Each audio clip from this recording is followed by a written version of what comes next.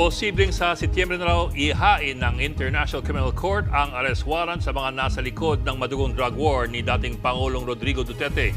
Yan po ay ayon kay retired Supreme Court Associate Justice Antonio Carpio. Buwelta naman ang isa sa mga dating tagapagsalita ni Duterte, nananaginip ng gising ang dating maestrado. Nasa frontline ng balitang yan si Marian Enriquez.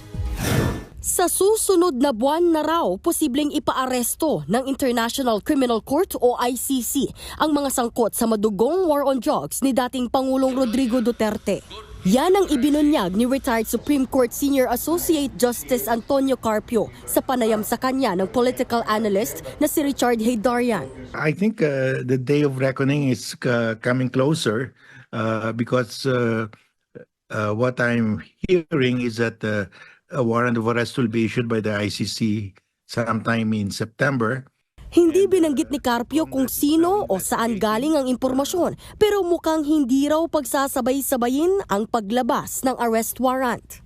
Maybe Digong will come out first and then the second tier, the third tier, it will be in tranche. Wala pang komento rito si dating Pangulong Duterte, pero sa panayam kamakailan kay Duterte sa YouTube channel ng kanyang anak na si Davao City Mayor Baste, muling binanatan ng dating Pangulo ang ICC. Giit niya wala itong karapatang mag-imbestiga dahil wala itong jurisdiksyon sa Pilipinas na kumalas noong 2019. ICC, Karami nangyayari sa mundo. Masakir dito, masakir doon. Pati yung Amerikano, ilang pinatay.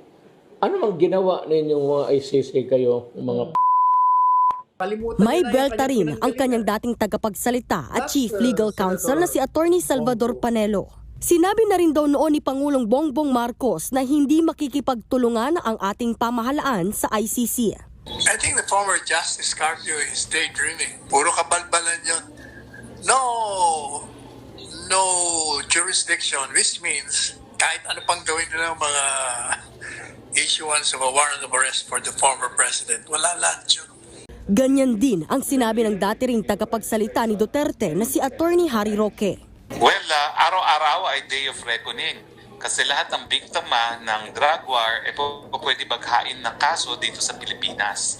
Sabi naman ng Presidente Duterte, haharapin niya lahat na may reklamo dito sa hukumang Pilipinas. Siguro, panaginip na lang yan ng mga detractors ni Presidente Duterte. Ayon naman kay ICC Assistant to Counsel Attorney Cristina Conti, kung maglalabas man ng arrest warrant, posibleng hindi raw ito ipaalam sa publiko. Hindi rin daw ito matatakasan ni Duterte. In a sense, yung humanitarian considerations would be in the handling of the prisoner. Siguro, hindi ipoposas, but age does not excuse you from any accountability. At kahit sabihin na nating matandang-matanda ka na, ay haharap ka pa rin sa korte. Duda naman si Conti na mapoprotektahan ng Senado si Senator Bato de la Rosa na pangunahing suspect sa drug war investigation. Hindi rin daw maharang ng anumang panukalang batas ang arrest warrant mula sa ICC. Parang ito, ang objective nitong batas na gagawin niya ay para sa kanya, para maprotektahan siya.